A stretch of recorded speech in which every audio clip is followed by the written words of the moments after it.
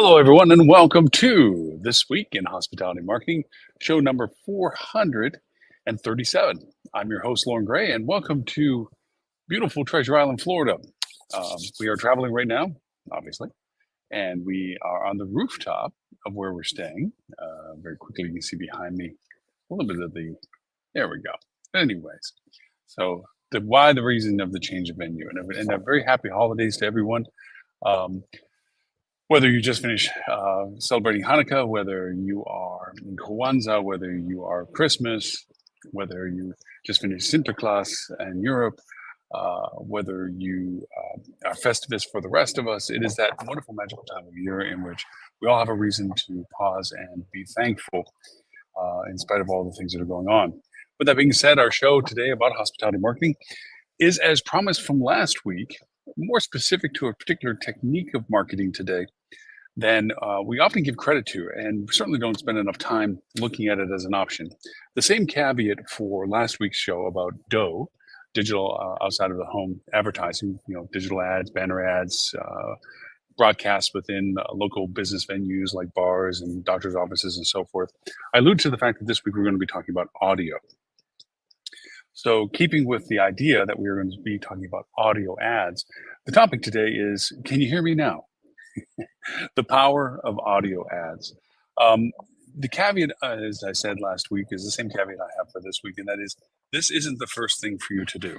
This isn't to do in lieu of other things that are more block and tackle, fundamental things of establishing proper SEO, proper functionality and navigation of your websites, content that is relevant and useful to your users, paid campaigns that are relevant to amplify that data in front of audiences that have been designated through filtering and targeting to be useful and helpful, a proper CRM relationship going on with your guests as they interact with your content.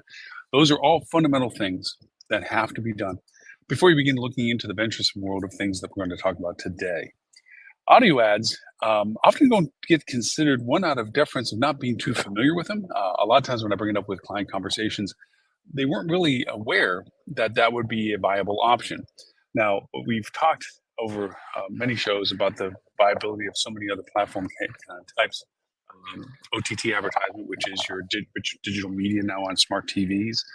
That often is perceived by people as being way too expensive, something that when your TV advertisement was always for the big and the elite ability to advertise. And when you begin to show people the actual usage functionality of it and the price factor with it, they begin to realize that it's not out of reach. It's just never been utilized to the level that they would like to, with the caveat being that you need content. That same content requirement is the same for us today in audio ads. It's in order to use the medium of audio ads, we'll talk about what mediums exist and what options you have to have the content relevant to the messaging that you're doing. Not everybody, I have a face for radio. I used to work in radio for years as a young person, and loved doing it. And it's a certain finesse to it. The people tend to get nervous in front of a microphone, what have you. We have so many new tools now that alleviate all that for us. We don't have to be the person that does the audio ads. We can be as creative as we want with other voices because we have access to other voices beyond hiring voice talent to do so. AI audio has really improved the humanistic sound of what AI can produce, which means it's up to you and your keyboard to determine what they have to say and so forth. So you can make a lot of great customized ads and a diversity of them very affordably, where before it was prohibitive, because you don't have to rely upon hiring and paying for voice talent. That being said, if you have the means to do voice talent, it is by far the best means to do. One, it keeps an industry alive of very talented people, but most importantly, it also adds the reality of your audio ads with real people. No matter how good AI is at this particular moment, no matter how good you can be at manipulating the pauses that are necessary to make it sound human, the inflections, the intonations, the pace, the cadence, it still isn't as perfect as a human saying it in the sense of having somebody hired to do it. But for efficiencies and costs, we're going to rely upon the AI functionality to be your most useful tool right now in creating the diversity of audio ads that you need. That being said, audio ads, I am using my earbuds. There is a bit of a breeze, so if there is bad audio, my sincere early apologies for that. Hopefully my louder voice will supersede any of the background noises. We'll see if the Apple Pro head buds do good at noise canceling for the recording. So with all of this, we have audio ads as a medium to get messaging out. But why audio ads? What's the value of audio ads? I mean, we're all familiar with radio. We're all familiar with podcasts, which is fun to say because for so many years, as you know, we do an audio podcast outside of our video show. And we've been doing it now, actually 17 years we've been doing the podcast. The past 10 have been weekly. And it used to be in order to listen to a podcast, you actually needed to know and have an app that would listen to the audio file of a podcast. And it was very hard to get it in front of people. You put it on your website, you tell people you had it. And it was really just an audio recording. There's a very hard way of getting it out. Now, podcasts are almost a passage of rights for anybody that is trying to be in the public eye. If you're doing anything that requires an audience, you should, by mandate, have a podcast related to what your topic is. We're not trendsetters, but we've been doing it for a very long time. And it's nice to know that we have that longevity to our podcast. We are global. We are actually with an audio radio station, in addition to our TV channel. We do have a hospitality radio, if you haven't checked us out already. On it is several varieties of podcasts, all related to our industry, all designated to play at certain times of the day based on time zones, so that we get a good mix of anything from marketing to revenue management to sales to operations. Just a lot of good stuff. There are different shows for all different things from different people that are experts in their field. So again, not to be self-indulgent in what we do for audio, but audio is in its own space now. We've also have transitioned from listening to localized radio, which was the matter of how big of an antenna we had in the area that we're at to catch the local advertisement, to having digital mediums of radio. Now, there's a difference between music channels like Spotify, iHeartRadio, that will play music, your music, the music you like, the music playlists that you like, and so forth. There's free versions, there's paid versions, and there's premium versions, all basically on a scale of how much advertisement is in any of them. So even if you are an iHeart subscriber and you pay, you'll get ads. Now, where do these ads come from? Where do these ads come from? They come from us. They come from people that are looking to put their product in front of people that those listening to certain music genres would be more interested in that particular content. Now, I say that not saying that, for instance, you're a country music fan, you're a Kevin Chesney fan or whatever, or a Taylor Swift fan or whatever, that generalizes you. There's a very large, strong correlation, Twitter found this actually, between the music that we listen to, and in particular certain artists, to aspects of our demography and behavioral interests that are reaffirming to other targeting filters that we use. I found that in Twitter, back when it was Twitter and it was useful to actually advertise on it, they had a categorization for filtering that was related to music genre and then particular artists within that genre.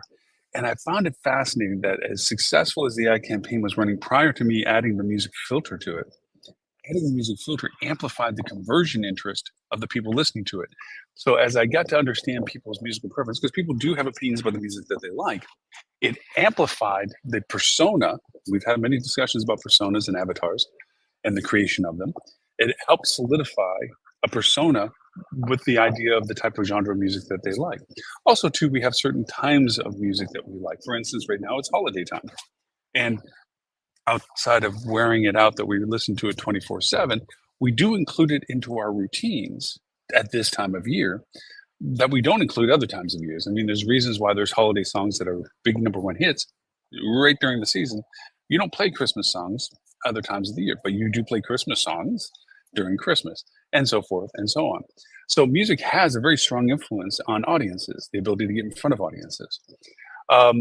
Those same set platforms like iHeartRadio, Spotify, and what have you, they also have podcasts and so forth. They have other audio aspects to it. And all of those are discernible as to what audiences you want your product to be put in front of. Just like any other ads, video ads, and what have you, you have duration, you have longer and shorter ads. Some are very quick and fast, 10-second, 15-second, others are 30-second, 20-second, and even the other ones are slightly longer. The longer ones have, they're harder in the sense of listenership to listen through unless they're forced listened, where you have to listen through it to get back to your music kind of thing. The shorter ones have a more succinct message and inherently because of shorter ads, a more quicker call to action. And you also have to be very specific as to what the message is for the listener. In our hospitality and hotel and restaurant space, advertising a restaurant and or hotel in an area that they aren't themselves in, unless they're planning or we know that they are likely to be in our area as a feeder market, is a waste of money and time. So being targeted as to what you're saying and to whom you're saying it and the aspect of why you're saying it are critical components.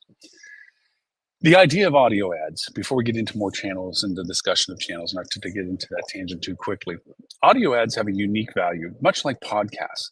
Videos, a huge proponent of video and imaging ads, and any visuals engagement with people is wonderful. The depth of the messaging is amplified. A picture's worth 1,000 words, so to speak. Videos are worth 10,000. So, the idea that you can visually add context to what you're talking about in advertising is a wonderful thing. However, you need the focus of watching something. And that's where podcasts and audio come into play. There is a reason why we don't have videos in cars, because you can't drive a car and watch a video. However, we, for decades, have listened to radio stations while driving. We can listen to music.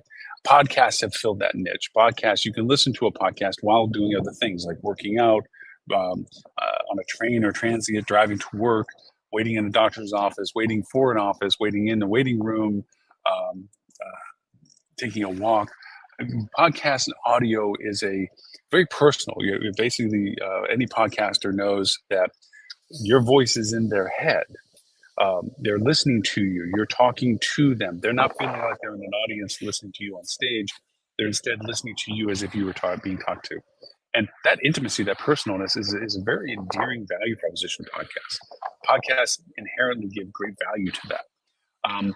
Same too with radio, listening to music. When you're listening to music, it's funny. I always ask people that I work with in different ways. It's like, do you listen to music when you work? I can't.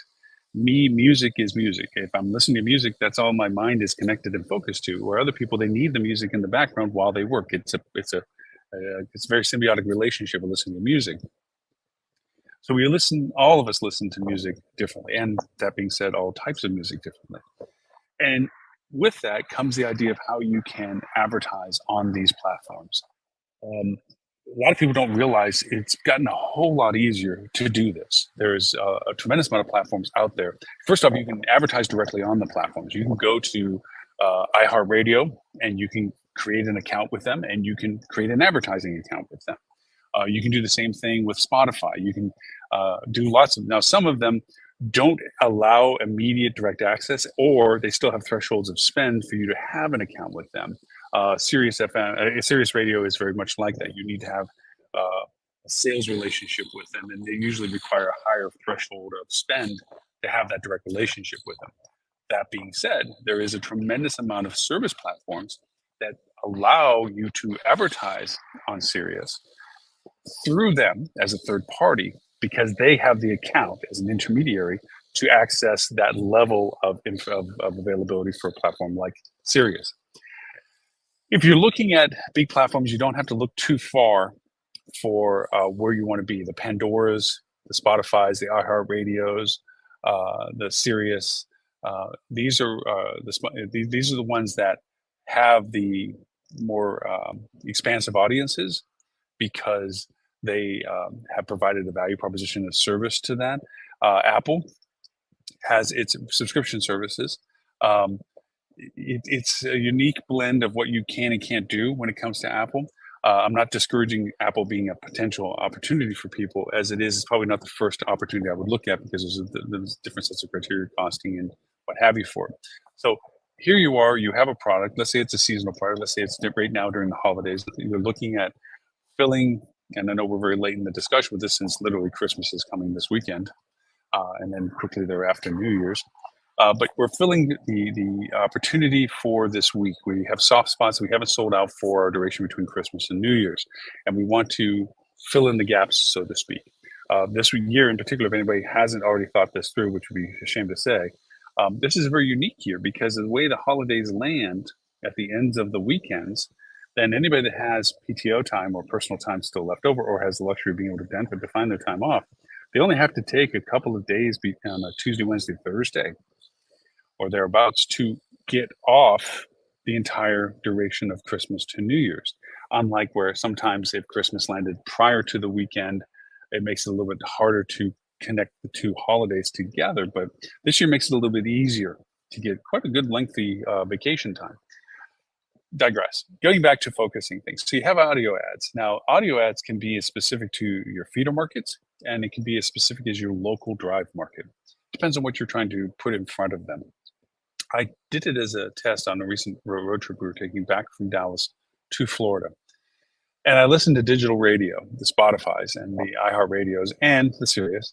And what I found impressive was as I drove, and this is 6 hours ish a day driving, so we're going through some distance, a few hundred miles. Um, the audio ads that were exposed on those channels for me were very localized ads. As I'm going by a certain town or a certain area, um, I'm literally being presented with auto repairs and local retail and so forth in that market as I'm driving through, even though I'm listening to quote the same channel as I'm traveling. I changed channels between music genres, same ads, actually not the identical ads, but ads still in the markets that I was physically traveling through. So the geocentricity of audio ads is now doing very well. I can put ads in a geo area, radiant area, fenced area, geo-fenced area, that I want these ads, these audio ads to play only in this area. Why is this beneficial? Well, a lot of it can be a couple of fold. But let's, again, taking our holiday example here. You have family that's coming in, and rather than crowd the house, you think it might be a smarter idea for them to stay at some hotel that's nearby to you. You're the decision maker with that. Perhaps you're going to give it, rent the rooms for them and or find it for them, whatever it may be. But you don't often buy hotel rooms in your market. So other than driving by them but not paying attention to them, you're not really familiar with all the places that might be a good option for you. Localizing your advertisement to hit your local market with, hey, needing a hotel room between the holidays for family that is visiting, we have this great rate or whatever, can be a nice, quick, fast call to action engagement in audio. If you're looking at feeder markets where you have known entities coming in because you have a certain lift that's coming to your airport, and you know that they've already predetermined to come in, and they're thinking about, and this does happen quite regularly, reaffirming that they have the best rate, best location to where they're staying, they'll look around again to make sure that there's no other hotels that have offered better deals since the last time they booked, or that the hotel they're staying in may be offering a better deal than the one that they booked. This is your window of chance to create an option for them. If you're, say, for instance, have a flight lift coming from Cincinnati down to your market, and you target Cincinnati going, hey, even if you have planned where you're going to plan, we have the best rates we have right now. And we're next to the festivities, next to whatever the call to action value of your ad is, it might make them look at you again and say, well, at the time I didn't pick them, but now they're offering some sort of deal and they were closer to the stuff I wanted to do or closer to the reason I'm going. So let me look at them again, and maybe you get a little shift. Maybe they cancel their other booking and stay with you. There's ways of doing this because the spontaneity of the audio ads isn't about them looking now for ads that show up because they're searching in their education process or the discovery process. They've already gone through that. What you're doing is making awareness of your options to them in a very personal, quick way. It's the same reason why video ads, if people are looking for things and you're presenting yourself in retargeting and in targeting in front of them, it all goes with the flow of consideration. But it's very few tools that can work outside of that realm as well. And audio ads can do that. They can reconnect with people that have already made decisions. They can connect with people that haven't made a decision but haven't also begun the process of discovery yet either. You can sway them to look at you first. So they have a lot of good usefulness in how you use them and how you target them. Now, when it comes to the targeting, geography is obviously a huge one when it comes to audio ads. The other is the medium, and the medium can be as straightforward as a podcast where it's topic related. People are talking about travel or travel plans, or I travel, or there's a lot of influencers in markets that do a lot of shows about what their market does. On our beach, we do such and such. We're having this Christmas festivities and so forth. And you advertising on that is one, it shows community support potentially. And the two is that it shows continuity, that if they're listening to that podcast for the content about things to do in that market, you're placement of the ad can be affirmational about a consideration that they might have. Like, you know what, even though we're here, let's go stay at that resort on the beach.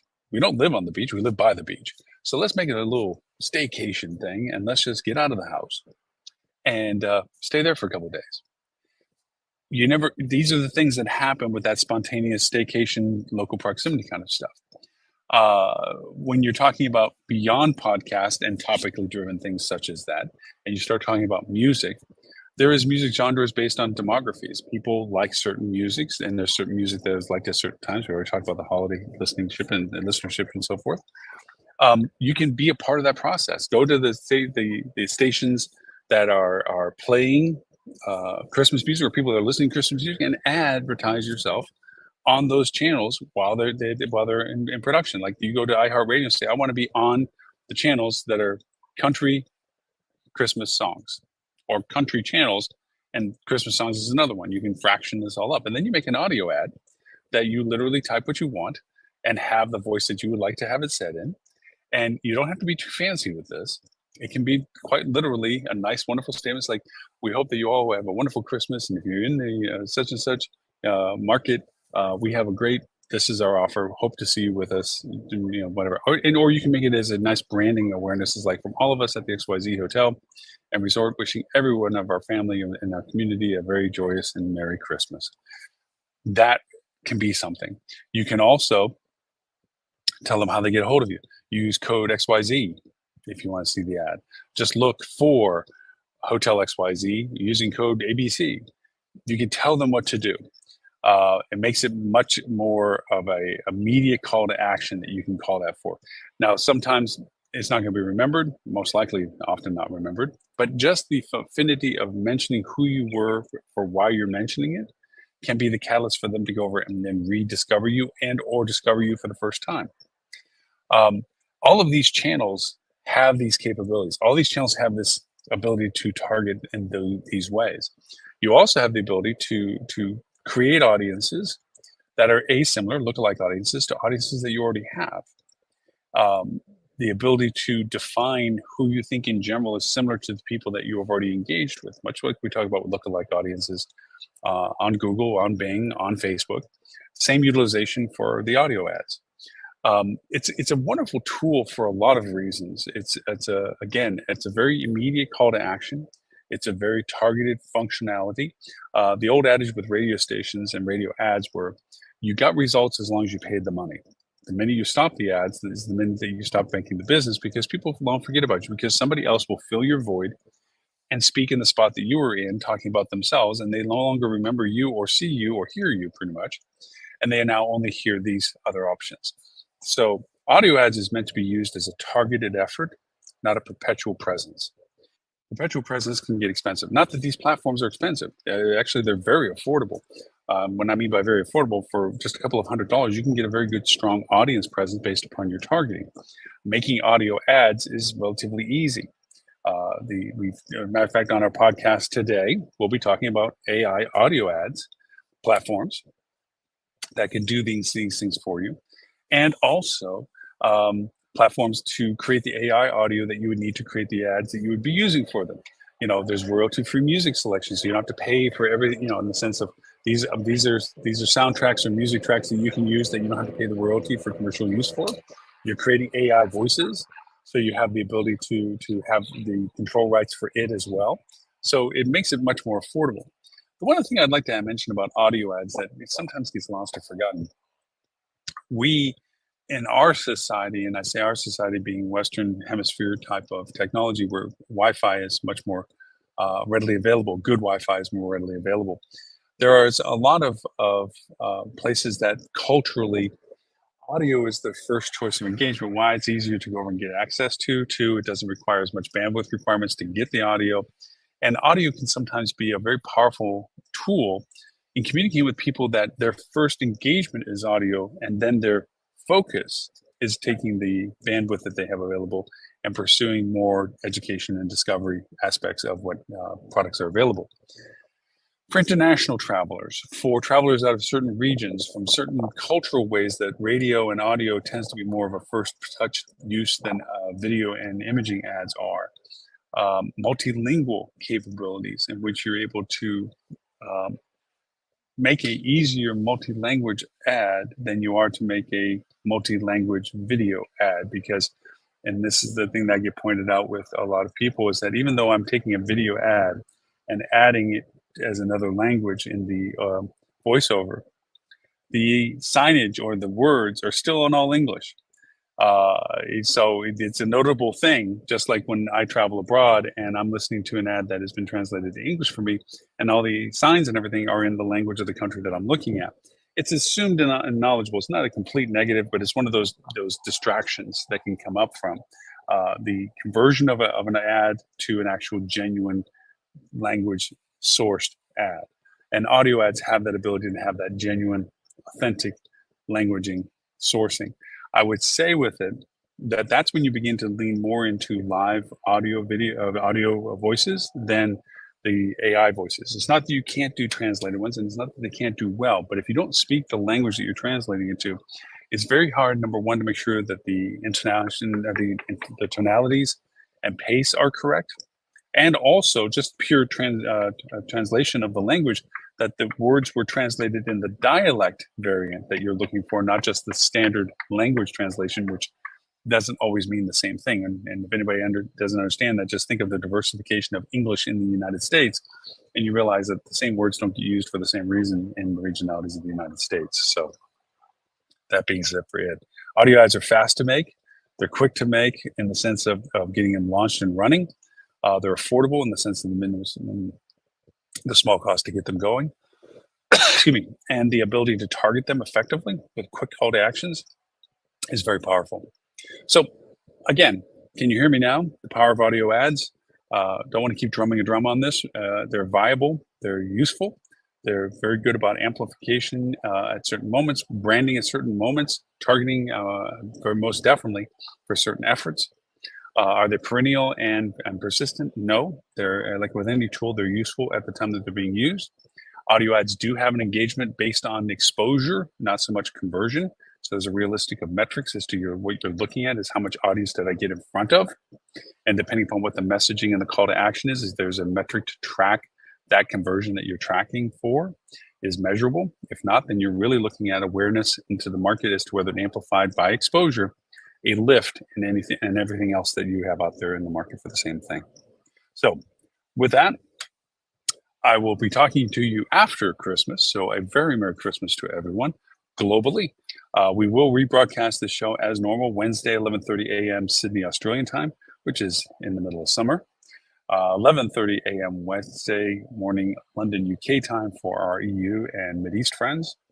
And of course, we'll be doing our audio podcast about AI tools and all marketing platforms for audio this afternoon. So look for that. That'll be podcast number 427.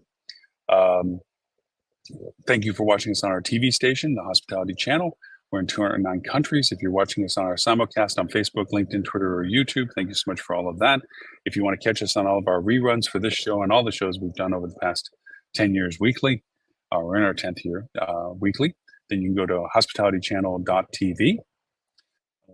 And if you want to listen to our radio station, hospitalityradio.com is our website, but you can catch it on 26 different international radio broadcasting platforms as well. So with that, my name is Lauren Gray. I thank you for the privilege of your time, and I look forward to talking to you all next week. Merry Christmas, everybody.